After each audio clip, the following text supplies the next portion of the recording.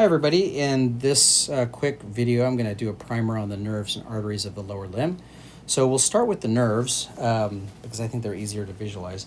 And in order to do that, I do have to draw lower limb here. So let's draw it from here, sort of the hip region. Okay, and then here's my legs.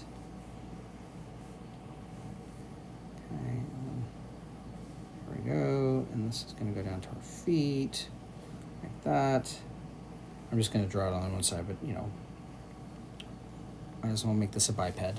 Okay, so our femoral nerve, all right, comes from the femoral plexus. We're not going to have femoral plexus, the lumbar plexus.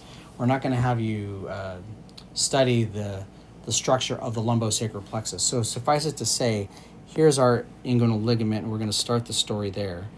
Okay, so from here, our femoral nerve is going to go through here. Oop, that is in the wrong place. Remember that we have this relationship of navel. Oh, that is not working. Okay, just ignore that. Okay, so the nerve comes through here and will come out underneath the plexus, or sorry, excuse me, will come out from the inguinal ligament, and then it just literally spreads, and there's some branches that go like that. So that's femoral nerve, pretty easy, right? I guess I do have to use the other side now that I think about it, because we have a sciatic nerve that is on the back side, and it's going to go out this way and come branching down this way, and in the popliteal fossa, it will branch into a common peroneal division, which goes laterally, and a tibial division, which goes pretty much right down the middle. Okay, like that. And this common peroneal division will divide into an anterior and a superficial, or sorry, a deep and a, I should say deep peroneal and superficial peroneal nerve to go there, right? And then this will go around the ankle and then go to the foot to form our, that is a terrible foot, to form our plantar nerves. So we have here sciatic. Oh, actually, I'm not. I'll do this. Oh, no. Okay. There we go. So sciatic. And then we have over here tibial. This is common peroneal. And then this is superficial peroneal, and this is, I'll just have this one keep going down. Oh, actually, no, that would be backwards. There we go. That superficial peroneal is going to innervate the dorsum of the foot, and the one that is over in the middle, how am I going to draw that? Let's do it this way. That one over there is our deep peroneal. Okay, so what's not readily apparent from this is the sciatic nerve is innervating the posterior compartment of the thigh. You've got little branches that go off to the hamstrings, something like that.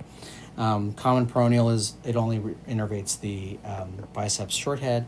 Our superficial peroneal innervates the lateral compartment. The tibial nerve is the posterior compartment of the leg, and the deep peroneal is the anterior compartment of the leg. Okay, all right. So those are our nerves. Now let's draw in our arteries. So we'll go back to the front side. So remember, our nerve is lateral in the femoral triangle, so that means our artery, if we go with the acronym navel, all right? Oh, geez, navel. So the nerve is lateral, from lateral to medial, nerve, and then artery, and then the vein. I'll just draw the vein like this. Okay, and then we have lymphatics, which I'll draw over here like that. Okay, so we're going to follow the artery, and the vein goes together, okay? So the artery and the vein come down this way, and let's draw it like this. No, that's not going to work. Let's draw it like this. There we go. Okay, so the artery and the vein come down this way, and what they do is they go through the femoral triangle, actually underneath that nerve, so change that, so they go like that, all right? And then what they do is they dive through the adductor hiatus. And I'm going to draw that as this little part here, like that, okay? And once they go through the adductor hiatus, they pop out on this side. So this is the anterior side, and this is the posterior side. They pop out over here, and then they go down the leg. So we have our femoral artery, but when it pops out through the popliteal fossa, it becomes the popliteal artery. Same artery, different names, right? And then that popliteal artery will divide into branches that will follow each of these nerves. Here, here, and here. Okay? So the one that is following the tibial nerve is the posterior tibial artery. The one following the deep peroneal nerve is the anterior tibial artery. And the one following the superficial peroneal nerve is called the fibular or peroneal artery. All right? The important thing here is that this anterior tibial artery continues down and crosses over talus and navicular and becomes the dorsalis pedis artery. Pedis. And that's where you take your dorsalis pedis pulse, right? So you take a dorsalis pedis pulse at navicular slash talus. You're going to take a radial pulse on the wrist at close to the scaphoid, and right next to the base of the thumb, which are analogous in terms of one another. Scaphoid and navicular are the same bone. One is in the wrist and one is in the foot. Right? What is the adductor hiatus made up of? That's the adductor magnus muscle. So, adductor magnus muscle. Okay. Let me just show the vein too as it's going through there. It's going to follow the artery, but for completeness, I'm just going to show that through here, and then I'm just going to put an arrow there because it's going to make the picture really muddy as we go through that way. Okay, the only other thing that I haven't covered is the superior and inferior gluteal nerves. So that's here in the gluteal region. So we are divided by the piriformis muscle. So piriformis looks like this. Okay, so that's piriformis. And so the superior gluteal neurovascular bundle emerges above it, and the inferiors emerge below it.